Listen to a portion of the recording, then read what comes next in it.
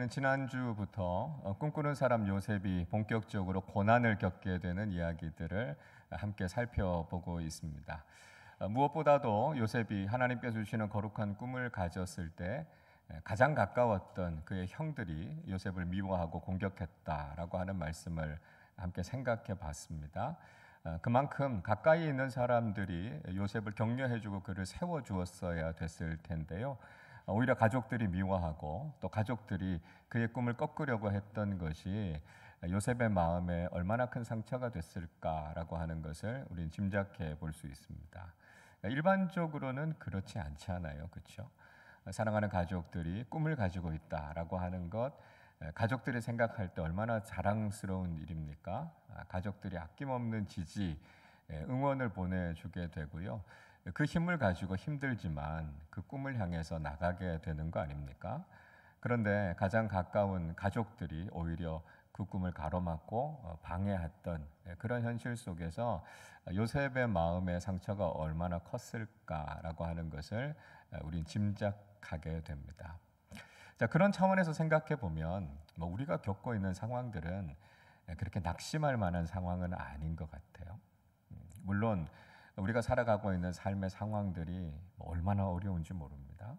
그래서 우리가 하나님 앞에서 기도하면서 또 가지고 있는 꿈, 비전을 이루어 가야 되는 상황들이 그렇게 녹록하지가 않습니다. 그렇지만 우리 옆에 함께하고 있는 우리 가족들이 변함없이 그 자리에 있잖아요. 우리를 위해서 응원해주고 우리를 위해서 기도를 아끼지 않는 사랑하는 가족들이 우리 옆에 있습니다. 그렇다면 우리가 힘들어도 다시 일어설 수 있지 않겠습니까? 이 길을 우리가 걸어갈 수 있지 않겠습니까? 하나님께서 우리에게 사랑하는 가족들을 옆에 있게 하셨고 우리를 위해서 기도하게 하셨다라고 하는 것 우리가 늘 감사하실 수 있기를 바라고, 그래서 그 기도 또 그 응원을 힘입어서 우리가 낙심하지 않고 이 믿음의 길을 걸어가야 되겠습니다. 특별히 우리 사랑하는 가족들, 우리 자녀들을 위해서 여러분 많이 응원해 주시고 많이 기도해 주셔서 우리 자녀들이 하나님께 주신 이 꿈과 비전을 잘 이루어갈 수 있도록 믿음으로 격려해 주시고 응원해 주시기를 축복합니다. 자, 요셉이요, 그렇게 어려운 과정들을 겪게 됐고 형들이 요셉을 죽이지는 않았습니다만 형들이 요셉을 너무 미워하고 너무 시기하고 그래서 결국은 구덩이에 던져 넣었다라고 하는 것을 우리가 지난주에 살펴봤습니다. 자, 형들이 그렇게 요셉을 구덩이에 던져 넣고 형들은 무엇을 하고 있었습니까? 25절을 보시죠. 그들이 앉아 음식을 먹다가 눈을 들어 본즉 한 무리의 이스마엘 사람들이 길르앗에서 오는데 그 낙타들의 향품과 유향과 모략을 싣고 애굽으로 내려가는지라 말씀하고 있습니다. 요셉의 형들이요, 요셉을 구덩이에 던져놓고 그들은 태연하게 밥을 먹고 있었습니다. 아니, 어떻게 이럴 수 있었을까 이런 생각이 들어요. 미워도 자기 혈육인데요, 자기 동생이 지금 구덩이 속에 빠져서 이렇게 고통을 겪고 있는데 어떻게 자기의 배를 불리면서 밥을 먹고 있을 수 있겠습니까? 우리 이 모습을 보면서요, 야, 사람이 참 이렇게 악할 수 있구나 이런 생각들을 하게 됩니다. 사람들이 때로는요 좀 긍휼히 여기는 마음, 그런 마음들을 가지기도 하지만 때로는 굉장히 차갑고 냉정해질 수도 있구나라고 하는 걸 우리는 보게 된다는 것이죠. 가장 가까운 가족이 지금 이런 고통 가운데 있는데도 그저 자기의 고픈 배를 채우고자 하는 이런 모습들을 보이고 있다라고 하는 것이, 그러니까 인간이 가지고 있는 악함, 인간이 가지고 있는 냉정함, 이런 것들을 우리가 보게 되는 거죠. 그래서 그런 인간의 마음이 있기 때문에 때로는 다른 사람들에게 그렇게 차갑게 대하기도 하고요. 때로는 동물들을 향해서도 아주 잔인하게 대하는 모습들을 보면 인간이라고 하는 존재 자체가 참 악하다라고 하는 것을 회개해야 되지 않는가 하는 생각을 하게 됩니다. 자, 그렇게 요셉의 형들이 식사를 하고 있었는데요, 그들 주변으로 이스마엘 상인들이 지나가고 있었습니다. 자, 이 사람들은 길르앗에서부터 지금 내려오고 있는 사람들이다, 그렇게 이야기를 하고 있죠. 이 길르앗이라고 하는 지역이 요단강 동편에 위치하고 있는 지역입니다. 갈릴리 호수의 남쪽, 사해 바다의 북쪽 지역에 있었던 요단강 동편 지역을 가리켜서 일반적으로 길르앗 지역 그렇게 이야기합니다. 길르앗에서부터 이 사람들이 물건을 가지고 와서 무역하는 일들을 했던 사람들이 바로 이 이스마엘 상인들이었습니다. 이 사람들이 가지고 다녔던 주요 물품들이요, 향품, 유향, 모략 이런 것들을 갖고 왔다고 그러죠. 향품이라고 하는 건 화장품이에요. 향수의 향수, 이걸 이야기합니다. 유향이라고 하는 건요, 약이에요. 치료제로 쓰이는 물건이 이 유향이었고요. 모략이라고 하는 것은 시체의 부패를 방지하기 위해서 바르는 거였습니다. 그러니까 당시에는 이제 미라 같은 것들을 만들었으니까요, 이 모략 같은 걸 발라서 장례식 이후에 시체가 부패하지 않도록 했던 것들입니다. 그래서 자신들이 살고 있었던 지역의 특산물들이죠. 그것들을 가지고 와서 애굽에 와서 팔고 그 이윤을 남기는 일종의 무역업을 했던 사람들이 바로 이 이스마엘 상인들이었습니다. 자, 이 상인들이 오는 것을 보고 요셉의 형이었던 유다가요, 형제들을 설득하기 시작하죠. 26절을 보세요. 유다가 자기 형제에게 이르되 우리가 우리 동생을 죽이고 그의 피를 덮어둔들 무엇이 유익할까? 그렇게 이야기합니다. 그러니까 유다는요, 요셉을 죽이는 게 잘못된 것이다 이렇게 이야기하죠. 그리고 아니 그렇게 하는 게 뭐가 유익하겠느냐 그렇게 이야기합니다. 화가 나서 요셉을 죽이면 화는 풀리기는 하겠지만 그 뒷감당 어떻게 하려고 그러냐고요. 살인을 저지르고 나면 그 죄책감, 그 부담감 어떻게 할 거냐고요.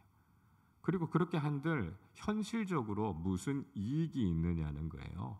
그래서 그렇게 하지 말고 요셉을 그냥 이 상인들에게 팔고 몸값이라도 받는 게 더 유익하지 않겠는가 그렇게 이야기를 합니다. 자, 우리 27절 말씀 같이 읽겠습니다. 자, 그를 이스마엘 사람들에게 팔고 그에게 우리 손을 대지 말자. 그는 우리의 동생이요 우리의 혈육이니라 하매 그의 형제들이 청종하였더라.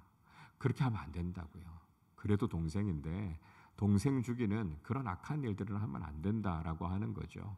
그래서 마침 이스마엘 상인들이 가고 있으니까 이들에게 팔고 우리가 그 몸값을 받는 게 더 좋지 않겠냐 이렇게 이야기했고요. 형제들도 가만히 그 얘기를 들어보니까 뭐 그럴듯하죠. 그래서 그 제안을 받아들이게 됩니다. 이걸 보면 이 유다라고 하는 사람은 굉장히 똑똑한 협상가적인 기질을 가지고 있는 사람이었다 하는 걸 알 수 있어요. 유다는요, 사람들에게 잘 설득했어요. 그리고 꽤 괜찮은 중재안을 내놓는 사람이 이 유다였습니다. 창세기 43장의 말씀을 읽어보면 요셉이 자기 동생 베냐민을 애굽으로 데리고 오라고 요셉의 형들에게 요구하죠. 그래서 아버지 야곱에게 이야기하니까 아버지 야곱이 절대로 안 된다고요. 두 손을 들고 반대를 합니다. 그때 유다가 이런 이야기를 하죠. 베냐민을 데리고 갔다가 혹시 문제가 생겨서 베냐민이 못 돌아올 상황이 되면 제가 담보가 되겠습니다. 그리고 베냐민을 돌려보낼 테니까 꼭 좀 가게 해 주십시오. 그래야 우리가 양식을 살 수 있습니다. 아버지를 설득하지 않습니까? 야곱이 그 이야기를 듣고 설득에 넘어가요. 그리고 나서 베냐민을 데리고 가라고요. 그리고 가나안 지역에 있는 좋은 산물들을 가지고 가서 총리의 마음을 좀 이렇게 잘 누그러뜨려서 어떻게든지 이 문제를 잘 해결하고 오라 이렇게 이야기하지 않습니까? 이게 유다예요. 굉장히 똑똑한 협상가적인 기질을 가지고 있는 사람이었습니다. 그러니까 이런 모습을 보면 우리 공동체 속에서도요, 또 우리 나라 속에서도 이런 중재자, 이런 협상가들의 역할이 참 중요하겠다. 이런 사람들이 참 필요하겠다. 그런 생각들을 하게 됩니다. 자, 결국 형들은 요셉을 이 상인들에게 팔게 되죠.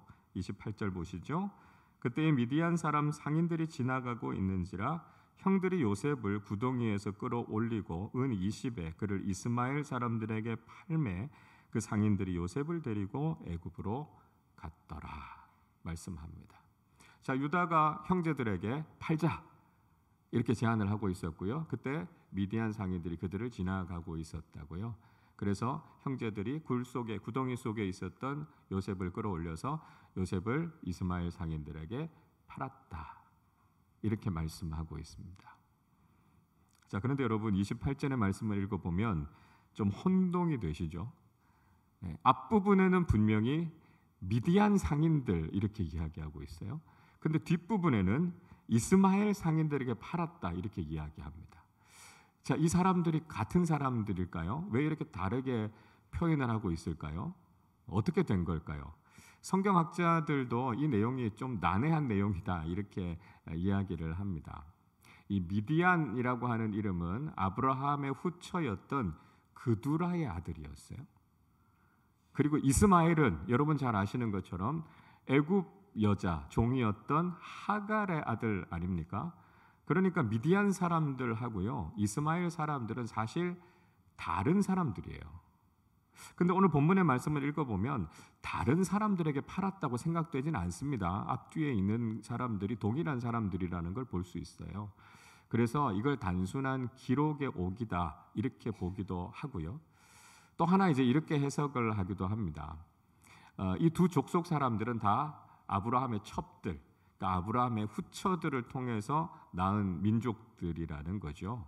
그러니까 민족상으로 엄밀하게 이야기하면 다른 민족이기는 하지만 그래도 아브라함의 정통 가문이 아니라 아브라함의 첩들을 통해서 태어난 족속들이다라고 하는 차원에서 그냥 같이 보는 게 아닌가 이렇게 생각하는 거예요. 그러니까 실질적으로는 이게 다른 사람들을 이야기하는 것이 아니다라고 하는 걸 우리가 알아야 된다는 거죠. 자, 이렇게 요셉은 은 20에 이스마엘 상인들에게로 노예로 팔리게 됩니다. 자, 이걸 보면 당시에 노예들의 몸값이 어느 정도 됐는가라고 하는 것을 우리가 짐작해 볼 수 있어요. 당시에 장성한 남자들 또는 여자들의 몸값이 대략 한 은 30세겔 정도 됐다. 그렇게 이야기합니다. 출애굽기 21장 32절에서 이렇게 말씀해요.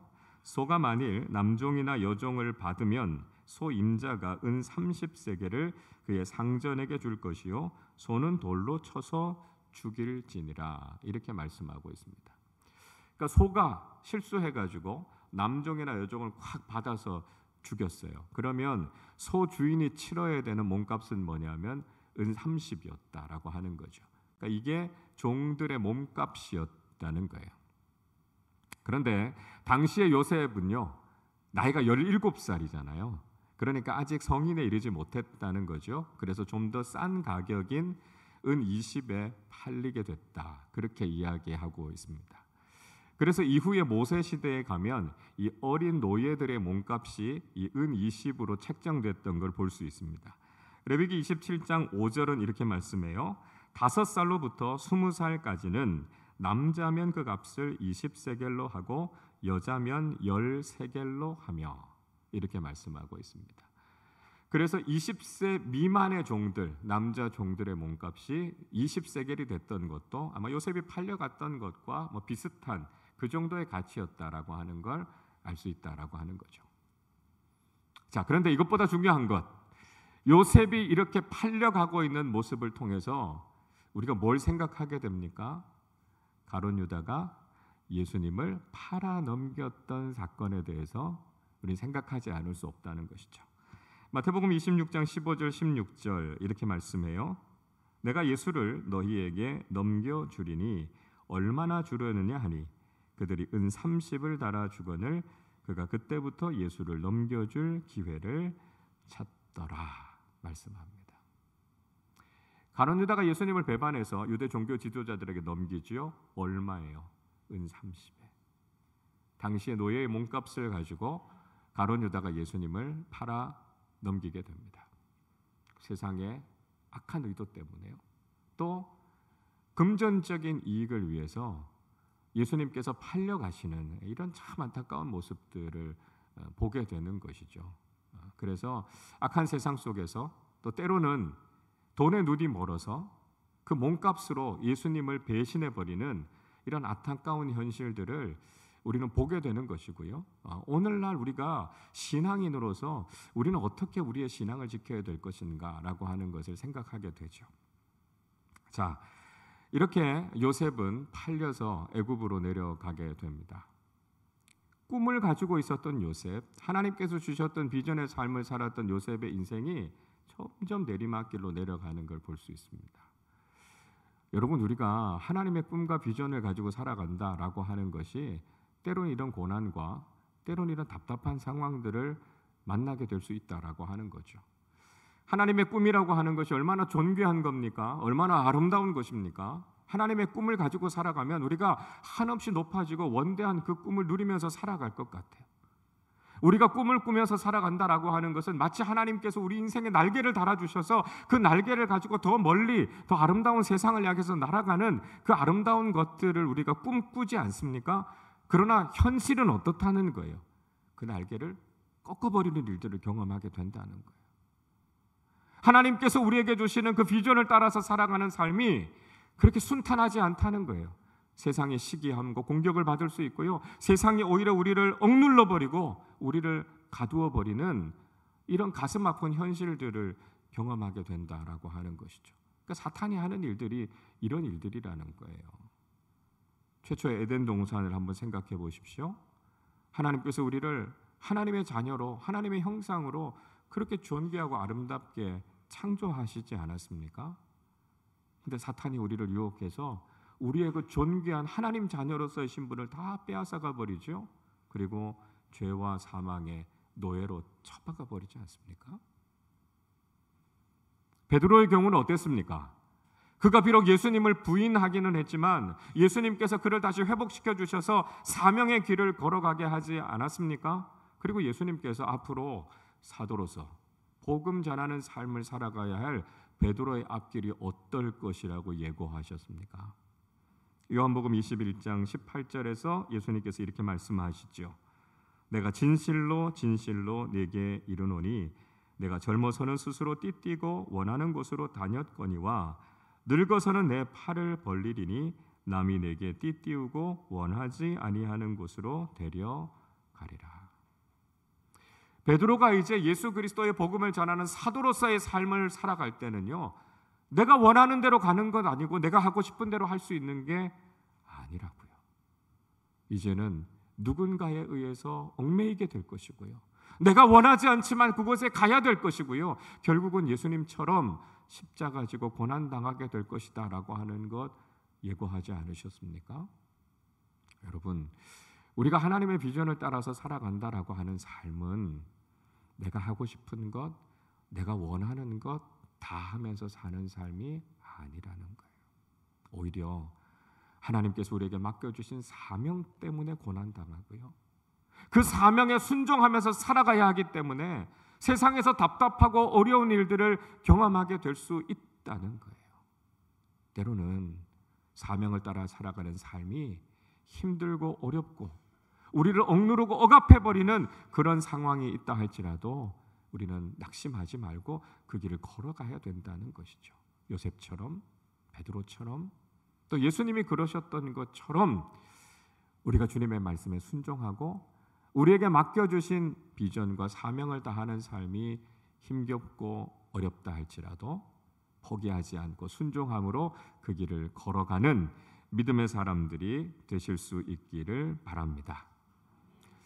자, 루벤이 뒤늦게 요셉이 팔리고 난 이후에 돌아오게 됩니다.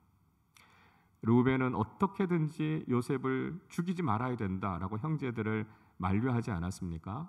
그래서 형제들이 요셉을 죽이지 않고 구덩이에 던져넣었다라고 하는 것 우리가 지난주에 살펴봤죠. 자, 그런데 루벤이 어떤 이유였는지는 모르지만 잠깐 그 자리를 떠나 있다가 시간이 지난 후에 돌아왔습니다. 그런데 구덩이에 있어야 될 요셉이 보이지가 않는 거죠. 29절 30절을 보십시오. 루벤이 돌아와 구덩이에 이르러 본즉 거기 요셉이 없는지라 옷을 찢고 아우들에게로 되돌아와서 이르되 아이가 없도다. 나는 어디로 갈까? 루벤이 돌아와서 구덩이에 보니까요, 요셉이 없는 거예요. 루벤은 어떻게든지 요셉을 잘 보호해서 아버지께로 데려가야 되겠다. 그 마음이 루벤에게 있었거든요. 그런데 와서 보니까 요셉이 없는 거죠. 울면서 옷을 찢으면서 이 일을 도대체 어떻게 해야 되나? 루벤이 탄식하면서 애통합니다. 자, 이런 루벤의 모습을 보면서도요, 다른 형제들은 아무런 이야기를 하지 않습니다. 그러니까 이스마엘 상인에게 요셉을 팔았다라고 하는 것을 루벤에게 알려주지 않았던 거예요. 이렇게 요셉 때문에 애통하고 있는 루벤의 모습을 보면서도 다른 형제들은요, 시치미를 뚝 떼고 있었어요. 자, 이걸 보면 요셉의 형제들은 요셉과의 관계만 깨진 게 아니었다는 거예요. 루벤과의 관계도 깨져 있었던 거죠. 루벤을 큰아들로, 큰형으로 인정하지 않는 이 잘못된 가족관계, 깨어진 가족관계의 모습들을 볼 수 있습니다. 그리고 요셉의 형들은 요셉이 죽었다라고 하는 것으로 가장하기로 하죠. 31절의 말씀에 보면 형들은 요셉의 채색 옷을 가지고 가서 수념소의 피를 그 옷에다가 묻힙니다. 편애의 상징이었던 그 채색 옷에 그들이 피를 묻히는 건 자신들이 가지고 있는 분노를 표출하는 거예요. 그래서 요셉이 죽은 것처럼 그렇게 가짜로 꾸미게 됩니다. 그리고 모르는 척하고 그 피 묻은 채색 옷을 가지고 아버지 야곱에게로 가죠. 그리고 이 옷이 혹시 요셉의 옷인지 한번 아버지 보세요, 이렇게 보여주고 있습니다. 32절 보십시오. 그의 채색 옷을 보내어 그의 아버지에게로 가지고 가서 이르기를 우리가 이것을 발견하였으니 아버지 아들의 옷인가 보소서 하며. 그들은 우연히 그 옷을 발견한 것처럼 지금 야곱에게 이야기하고 있습니다. 그리고 다 알면서도 야곱에게 슬쩍 묻죠. 아버지 그 요셉 옷 맞는지 한번 보세요. 야곱이 그 옷을 보자마자 오열했습니다. 33절을 보세요. 아버지가 그것을 알아보고 이르되 내 아들의 옷이라 악한 짐승이 그를 잡아 먹었도다. 요셉이 분명히 찢겼도다. 야곱은 단박에 그게 요셉의 옷인지 알아봤죠. 그거 못 알아볼 리가 있겠습니까? 야곱이 특별히 사랑한다는 징표로 요셉에게 사줬던 그 채색 옷을 그가 못 알아볼 리가 없는 거예요. 그 옷에 피가 묻어있는 모습을 보면서 맹수가 자신의 아들을 공격해서 죽였다라고 하는 믿기지 않은 현실 앞에서 지금 아버지의 마음이 무너져 내리고 있습니다. 여러분, 그런데 우리는 이 대화 속에서 또 하나 참 어처구니 없는 사실을 발견하게 됩니다. 그게 뭐냐 하면 요셉의 형들이 요셉에 대해서 어떤 생각을 갖고 있었는지, 아버지를 향해서 얼마나 불만을 가지고 있었는가라고 하는 것을 이 대화 속에서 발견하게 됩니다. 요셉의 형들이요, 요셉을 향해서 뭐라고 부릅니까? 아버지의 아들, 이렇게 부릅니다. 아버지 야곱이 그렇게 끼고 도는 아버지의 사랑하는 아들일지는 모르지만 자신의 동생이라고 인정해 주지 않은 거예요. 아버지가 그렇게 사랑하고 아끼는 아들이지만 적어도 우리 동생은 아니라고요. 아버지 야곱은 그 이야기를 듣고도 사랑하는 이 내 아들이 찢겼도다, 요셉을 향한 애정을 표현하지 않습니까? 요셉의 형들은요, 이 이야기를 듣는 것도 화가 나는 거예요. 그렇게 아버지가 요셉을 감싸들고 편애하는 것, 그것 때문에 지금 이런 사단이 벌어진 거 아니냐? 그들의 마음속에는 여전히 아버지를 향해서도 불만이 있었던 거예요. 자, 여러분, 우리가 이 내용을 읽으면서 누가복음 15장에 나오는 집 나간 둘째 아들이 돌아왔을 때 큰아들이 어떻게 했는가, 우리 그 이야기를 떠올리게 되지 않습니까? 아버지의 유산을 받아서 허랑방탕하다가 돌아온 그 작은 아들을 아버지가 환대해주고 잔치를 베풀었다는 이야기를 듣고 큰아들이 화를 내죠. 그러면서 누가복음 15장 30절에서 이렇게 이야기합니다. 아버지의 살림을 창녀들과 함께 삼켜버린 이 아들이 돌아오매 이를 위하여 살진 송아지를 잡으셨나이다. 큰아들이 자신의 동생을 향해서 뭐라고 부릅니까? 이 아들, 이렇게 부릅니다. 아버지에게 있어서는 아들인지 모르지만 적어도 나한테 동생은 아니에요, 이렇게 이야기합니다. 이 이야기가 아버지의 마음을 얼마나 아프게 했겠습니까? 그래서 아버지가 31절 32절에서 이렇게 이야기해 주죠. 아버지가 이르되 예, 너는 항상 나와 함께 있으리 내 것이 다 네 것이로되 이 내 동생은 죽었다가 살아났으며 내가 잃었다가 얻었기로 우리가 즐거워하고 기뻐하는 것이 마땅하다 하니라. 아버지는요, 이 큰 아들이 잘못 생각하고 있는 것을 바로 잡아주고 싶었던 거예요. 큰아들을 향해서 너는 나의 모든 것을 다 가지고 있는 존귀한 상속자라는 이야기를 해주는 거예요. 너는 모든 것을 다 가지고 있는 사람이야. 그러니까 네가 얼마나 귀한 존재인지 잊지 말라는 이야기를 하죠. 그리고 비록 잘못이 있기는 하지만 이 동생은 네 동생이라고 이야기하는 거죠. 죽었는 줄 알았던 동생이 살아서 돌아왔으면 마땅히 환영해주고 즐거워해줘야 되는 게 가족 아니냐고요. 그게 형제 아니냐고요. 그렇게 살아가는 것이 바람직하고 마땅한 것이 아니냐고요. 그걸 깨닫게 해주고 있는 것이죠. 여러분, 우리는 신앙생활을 하면서 하나님 아버지의 마음이 무엇인가라고 하는 걸 깊이 깨달아야 하고요. 하나님 아버지의 마음을 아프게 하는 사람들이 되어서는 안 된다라고 하는 것이죠. 하나님께서는 우리를 자녀로 삼으시고 우리를 형제 자매가 되게 하셨습니다. 그래서 하나님께서 원하시는 것은 우리가 믿음 안에서 서로 화목하게 서로 사랑하면서 지내는 것, 하나님께서 원하시는 것이다라고 하는 것이죠. 부모님들이 그런 말씀 하시잖아요. 부모님들이 정말 원하는 건 형제 자매, 너희들이 그냥 우애 있게 잘 지내기만 하면 난 여한이 없다, 그런 이야기 하잖아요. 그래서 자녀들이 서로 그렇게 화목하게 잘 살아가는 모습을 보면 나한테 다른 거 안 해도 된다고요. 그것만 봐도 나는 행복하다. 부모님들이 그렇게 말씀하시지 않습니까? 하나님 아버지도 똑같으시다는 거예요. 하나님이 정말 원하시는 게 뭘까요? 하나님께서 정말 기뻐하시는 게 뭘까요? 우리가 믿음의 형제 자매가 되어서 서로를 사랑하면서 살아가는 것, 이거 하나님께서 정말 원하시는 것이다라고 하는 것이죠. 그래서 우리가 하나님의 자녀가 됐고 우리가 하나님 안에서 서로 사랑하면서 서로를 아껴주면서 서로를 세워주면서 그렇게 살아가는 것, 그러니까 하나님 보시기에 가장 큰 기쁨이라는 거예요. 그런데 때로는 우리가 교회 공동체 안에 있으면서도요, 서로를 시기하고 미워하고 마음을 상하게 하는 일들이 얼마나 많습니까? 신앙생활을 하면서도 상처받아서 공동체를 떠나는 지체들을 우리는 종종 보게 됩니다. 여러분, 그런 모습을 보면서 하나님 아버지께서 얼마나 마음 아프시겠어요. 우리가 다른 것보다도 신앙생활을 하면서 정말 하나님의 사랑으로 우리 서로를 사랑하는 것, 이게 신앙생활에 있어서는 가장 기본이 되어야 된다라고 하는 것을 우리 알게 되죠. 예수님께서 그 말씀하지 않으셨습니까? 요한복음 13장 35절에서 이렇게 말씀하죠. 너희가 서로 사랑하면 이로써 모든 사람이 너희가 내 제자인 줄 알리라 말씀하셨습니다.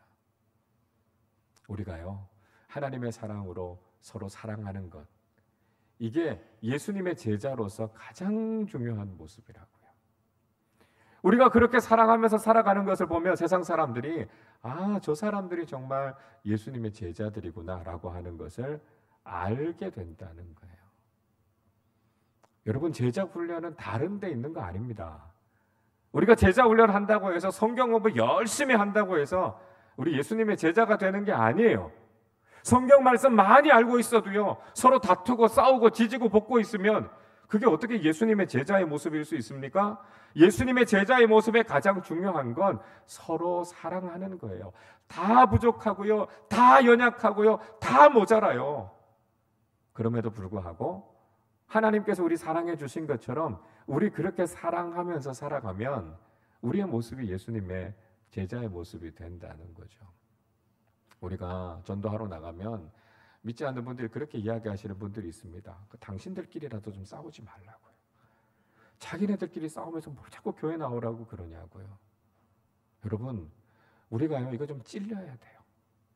우리가 정말 행복하게 예수님의 제자답게 살아가면 많은 사람들이 우리 공동체 안에 함께 들어와서 그 복음 안에서 신앙생활하고 싶어 하지 않겠습니까?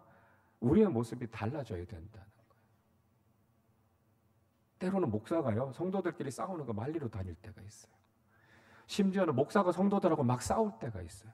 여러분, 우리 이러면 안 된다는 거예요. 우리 교회가 복음이 삶이 되는 제자 공동체잖아요. 우리가 해야 될 가장 중요한 일이 뭐겠습니까? 주님의 사랑 안에서 우리가 서로 사랑하고 아껴줄 수 있는 것, 이것이 예수님의 제자들이 살아가는 모습이다라고 하는 것이죠. 그래서 우리가 예수님의 제자답게 주님의 사랑으로 서로를 품어주시고 사랑하고 세워주는 그런 진짜 예수님의 제자들로 살아가실 수 있기를 바랍니다. 자, 야곱은요, 요셉이 죽었다라고 하는 이야기를 듣고 슬피 울면서 애통했습니다. 야곱은 자초지종을 모르잖아요. 그런데 아들들로부터 그 이야기를 듣고 나서 야곱은요, 자기가 요셉을 죽였다라고 하는 죄책감에 슬퍼했습니다. 자기가 그 심부름 시키지 않았으면 요셉 안 죽었겠죠. 자기가 형들이 양들 잘 치고 있는지 가서 좀 보고 와라. 그렇게 요셉을 보내지 않았다면 요셉이 안 죽지 않았겠습니까? 왜 하필이면 자기가 요셉을 그렇게 보내가지고 결국은 요셉을 죽게 만들었을까? 그 죄책감, 그 슬픔을 도저히 견딜 수가 없었어요. 그래서 야곱이 오열하면서 슬퍼하면서 애통합니다. 이런 모습을 다른 자녀들이 보고 있으니까요, 괜히 아버지에게 미안해지죠. 35절을 보세요. 그의 모든 자녀가 위로하되 그가 그 위로를 받지 아니하며 이르되 내가 슬퍼하며 수월로 내려가 아들에게로 가리라 하고 그의 아버지가 그를 위하여 울었더라. 아들들이 이야기합니다. 아버지 너무 슬퍼하지 마세요. 아버지 잘못이 아니에요. 그래도 저희들이 있잖아요. 이렇게 위로했습니다. 그러나 그 이야기가요, 야곱에게는 하나도 위로가 되지 않았습니다. 그냥 야곱은 죽겠다고요. 요셉이 없는데 내가 어떻게 사느냐고요. 내가 요셉을 보내서 내가 요셉을 그렇게 죽였는데 내가 산들 무슨 소망이 있느냐고요. 난 요셉하고 같이 지옥에 가겠다. 수월에 내려가겠다. 탄식하면서 옵니다. 그런 아버지의 모습을 보니까 다른 자녀들도 민망해지기도 하고 죄송하기도 하고 그때서야 아마 자기 자신들의 모습을 좀 돌아보는 그런 마음이 있었을 겁니다. 그렇게 아버지 야곱은 요셉이 죽었다고 생각하고 슬퍼하고 있었습니다. 그러나 사실은 요셉은 이스마엘 상인에 의해서 지금 이집트로 팔려가고 있었죠. 36절 우리 같이 읽겠습니다. 그 미디안 사람들은 그를 애굽에서 바로의 신하 친위대장 보디발에게 팔았더라. 이스마엘 상인에 의해서 노예로 팔려가고 있었던 요셉은 애굽의 권력자 중에 한 사람이었던 친위대장 보디발에게 팔려가게 됩니다. 그리고 하나님께서 그 꿈을 향해서 어떻게 그를 연단시켜 나가는가라고 하는 이야기가 이제 본격적으로 진행이 되는 것이죠. 여러분, 우리가 하나님의 꿈을 가지고 이 세상을 살아간다라고 하는 것은 때로 이렇게 답답하고 어렵고 고난과 아픔을 경험하게 되는 과정일 수 있습니다. 하나님의 꿈을 품고 살아간다라고 하는 길이 결코 순탄하지 않다라고 하는 것이죠. 정말 말로 다 할 수 없는 고난과 어려운 일들을 경험하게 되지만 중요한 것은 그 모든 것들이 하나님의 꿈을 이루어가는 과정임을 알아야 합니다. 그래서 우리가 믿음으로 인내해야 되고요. 그만큼 믿음으로 용기를 가지고 이 길을 걸어가는 것이 중요하다는 것이죠. 하나님의 꿈과 비전을 가지고 살아가는 삶, 세상이 우리를 계속해서 공격하고 우리를 힘들게 하겠지만 그 악한 세상 속에서도 우리가 낙심하지 않고 포기하지 않고 이 비전의 길을 걸어가는 것, 이게 하나님께서 우리에게 원하시는 길이다라고 하는 것이죠. 그래서 우리에게 주신 하나님의 꿈, 하나님의 사명을 우리가 다시 한번 되새기면서 믿음으로 인내하고 믿음으로 이 길을 끝까지 걸어서 하나님의 꿈을 이루어가고 믿음의 승리를 경험하는 하나님의 사람들로 살아가시기를 주님의 이름으로 축원합니다. 우리 시간에 같이 찬양하고 기도하겠습니다. 주 나의 모습 보내 상한 나의 마음 주님이 아십니다. 세상 소망은 사라져가도 모든 것이 주님의 은혜 안에, 주님의 주권 안에, 주님의 소망 안에 있음을 고백하면서 믿음으로 이 길 걸어가겠습니다. 우리 고백하며 찬양하도록 하겠습니다. 주 나의 모습 보내 주 나의 모습 보내 상한 나의 맘 보시네. 주 나의 눈물 안에 홀로 울던 맘 하신 주 사랑 내게 있네. 주 사랑 내게 있네. 그 사랑이 날 채우네. 주 은혜 내게 있네. 그 은혜로 날 세울 세상 소망, 세상 소망 다 사라져가도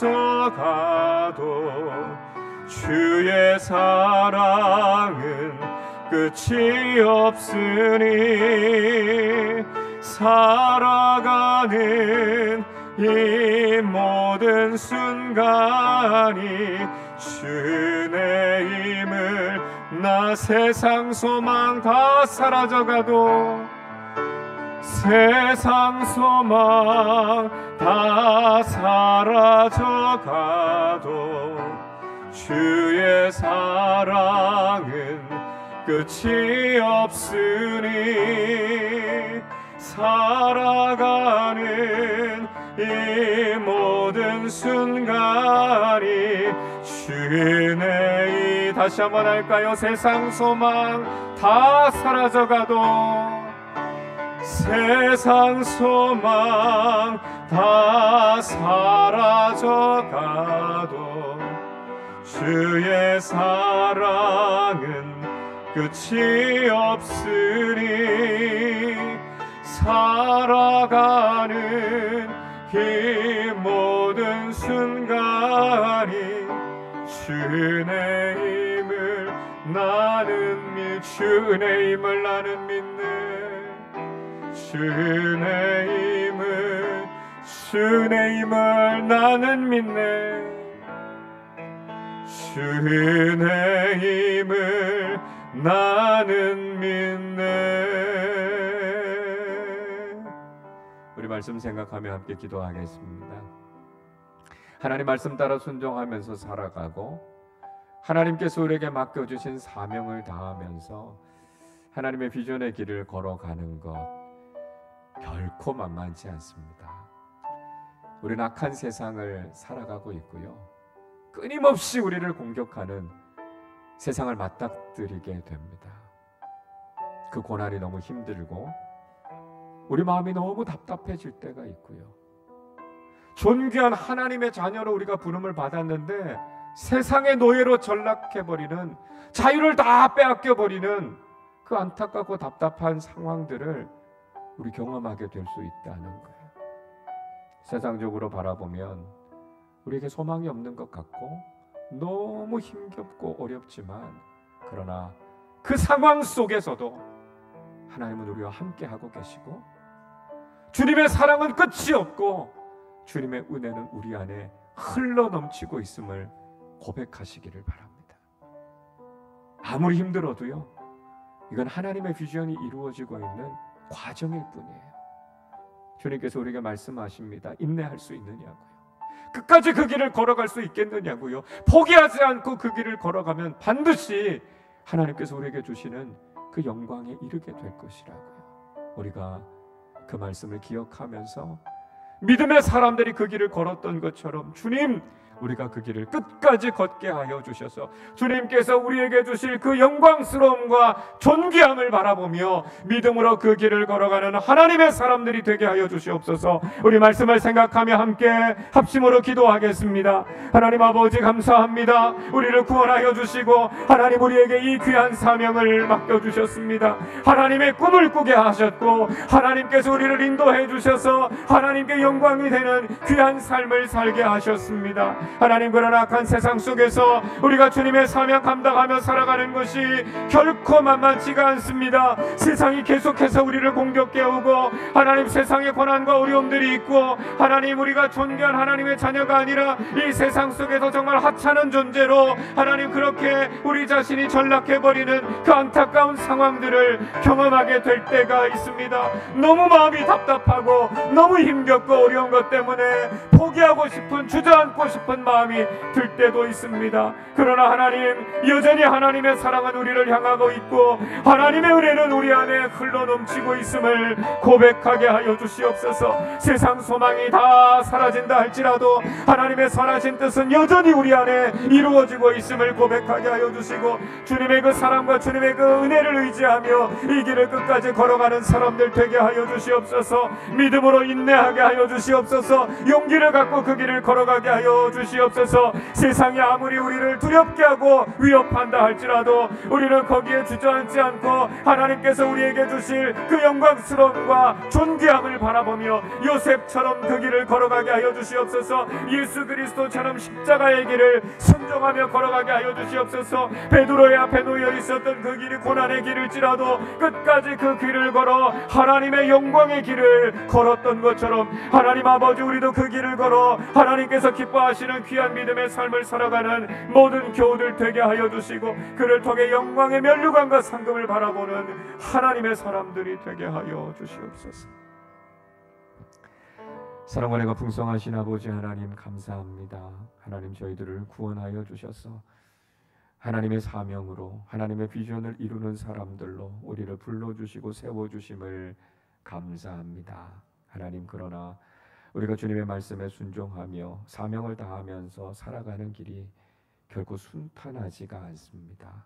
악한 세상은 끊임없이 우리를 공격하고, 존귀한 하나님의 자녀인 우리를 세상의 노예가 되게 하기를 원하고, 하나님께서 우리에게 주신 자유의 날개를 다 꺾어버리고 우리를 죄와 사망과 유혹 가운데 가두어 버리려고 하는 악한 세상을 살아가고 있습니다.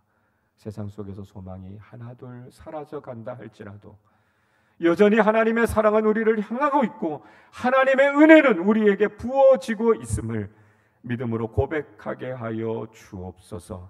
아무리 힘들고 어려워도 우리가 이 길 포기하지 않고 낙심하지 않고 순종함으로 이 길 걸어가겠습니다. 고백하며 살아가는 믿음의 사람들, 믿음의 공동체가 되게 하여 주옵소서.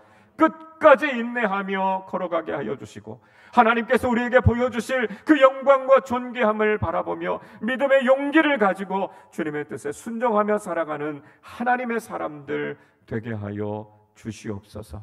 그래서 하나님께서 잘했다 칭찬하시는 믿음의 사람들 되어서 영광스러운 하나님 나라의 상급을 소망하며 오늘도 우리에게 주어져 있는 믿음의 길을 힘차게 걸어가는 귀한 하나님의 사람들로 살아가게 하여 주옵소서. 감사드리며 우리 주님 예수 그리스도의 이름으로 기도하옵나이다. 아멘.